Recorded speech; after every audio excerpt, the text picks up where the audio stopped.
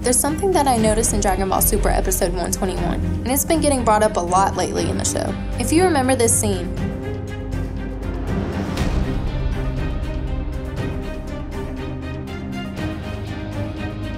then you'll know what I'm talking about. Honestly, I thought Universe 3 was going to be another filler, just another weak rivalry, like Universe 4 had been, that somehow managed to make it by hiding in the shadows this whole time. But they surprised us all. They actually had something extremely strong hidden up their sleeve. But let's be fair, was Aniraza really as strong of an opponent as Jiren is? Maybe at some point during this episode, you thought to yourself, it's really going to take all 5 of them to take this thing down? But it did.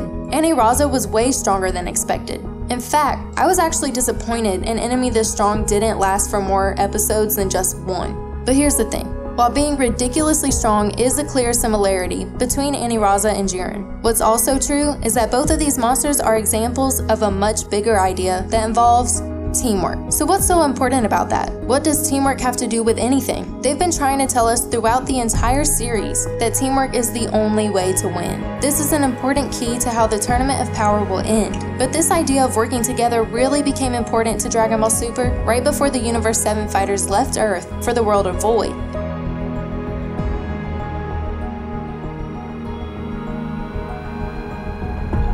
At first, it seemed like it was just a good idea from Gohan. Unfortunately, he knew that some of his teammates would never agree to something this boring. But then it became clear that this really was going to be something to pay attention to, when the same concept was repeated again, twice, after arriving to the tournament. Once when Beerus was cheering on his team.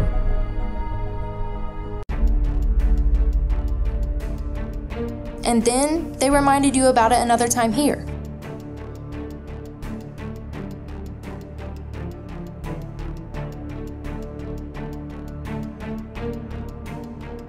Just like Gohan knew couldn't be avoided, they stuck together for about 1 second. If only they had listened. You see, teamwork is the one thing that will avoid things like this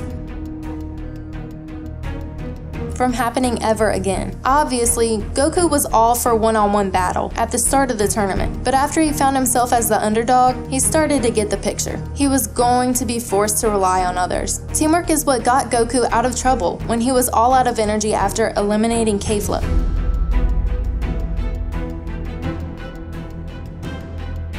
And if you notice, the last remaining 3 teams all had something in common.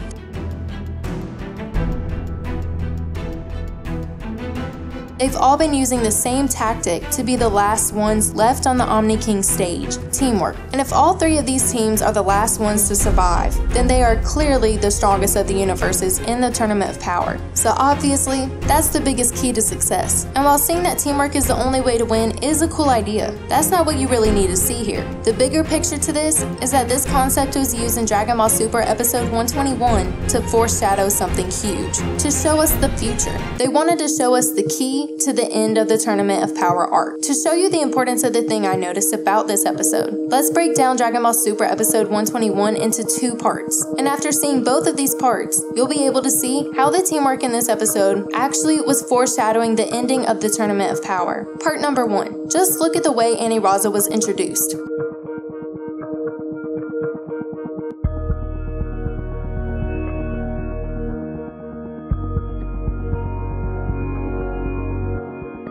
Look at the things they paid attention to. Certain things like his watering mouth, his blank eyes, and the way they chose to make him a giant. Why do you think they did this stuff? I'll give you a hint. It wasn't just because they thought it would look pretty. The reason for these things was to make him look dangerous. They wanted him to look like a beast that's completely lost control. You're probably wondering, so what does that have to do with teamwork? It wasn't obvious at all at the time, but Aniraza's appearance actually has a connection to the Universe 7 fighters needing to work together. Did you notice the way they tried to make certain details on Aniraza stand out? Pay attention to the lines they draw around certain things, and the way he holds his head at the end of his transformation. What they were trying to make you pay attention to was the orbs that appeared on Aniraza's body. The reason they wanted these shiny orbs to stand out had some reasoning to it. It wasn't just some special effect they added because they wanted to make Aniraza look cool. It was because they knew it would later be revealed that these things were helping him fight, that he was using them to sense the movement of the people around him. It's just like how they've been showing you the importance of teamwork a lot more lately. The reason is because they know it'll be revealed later how it ends the Tournament of Power. But did you notice this other detail detail about Aniraza. Did you see how Aniraza's eyes didn't have pupils? Again, they had a reason for doing this. Here's what they were trying to tell you.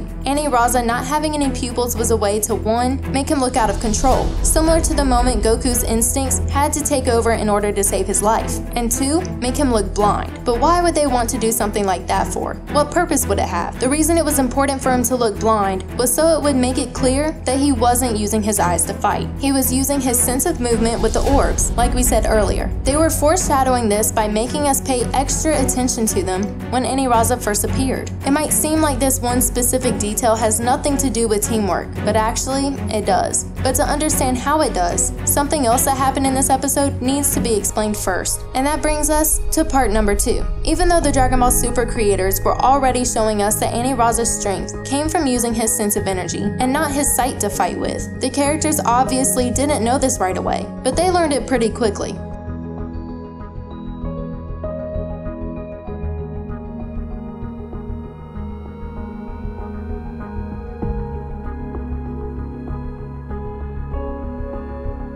This was one of the moments that made this episode so much fun to watch, but it also showed our favorite warriors the consequences of fighting alone. Who wasn't at least a little afraid that Goku was actually about to get kicked, but thankfully he was saved.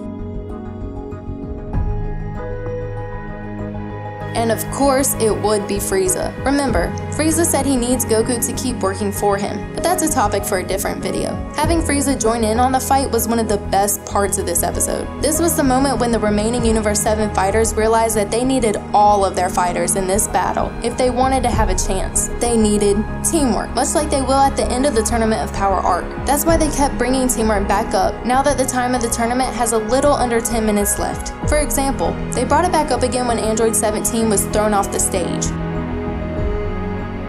When Android 18 switched places with her brother, I was relieved. It was obvious from his fight with Goku before the Tournament of Power had started that Android 17 had gotten a lot stronger since his days in Dragon Ball Z. I was so shocked that he was the one about to get eliminated. While of course she did this because she had already hurt her ankle, Android 18 knew she was the weaker of the two from the very beginning of the tournament. Her main purpose for switching places with her brother was so that Universe 7's last 5 fighters would be the strongest. And if that wasn't teamwork that saved Android 17 from elimination, then I don't know what is. But why was it important for number 17 to stick around instead of number 18? Was it just because it made sense for the weaker fighters to get kicked first? There was actually another reason behind it, one that made sense even before Android 17 had to be saved by his twin sister. None of the other fighters would have been able to figure out the truth behind Aniraza's scary power. Who else would have guessed that those shiny orbs weren't just there for show? As a ranger who deals with many different animals every single day, Android 17 was the only one who noticed Aniraza wasn't using his eyes to fight. Android 17 almost instantly realized that Aniraza was using ultrasonic waves like a bat or a dolphin to sense the movement around him.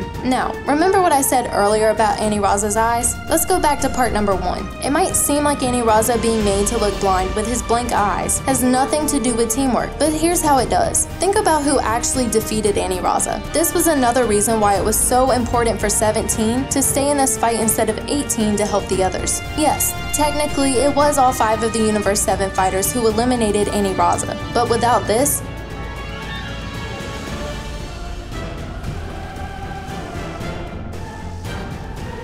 they probably wouldn't have won. I thought this was another really awesome part of Dragon Ball Super episode 121. His other fights during the Tournament of Power were alright, but it was about time they gave Android 17 some actual shine. What you need to really get from this is that it wasn't the main character of the show who made that final blow. It was a teammate, someone that Goku needed help from in order to bring down his opponent. And that's exactly what teamwork is. Without it, they couldn't defeat Aniraza. But if Goku couldn't eliminate him by himself, then how in the world is Goku supposed to fight Jiren alone and actually win? The answer is simple. He can't.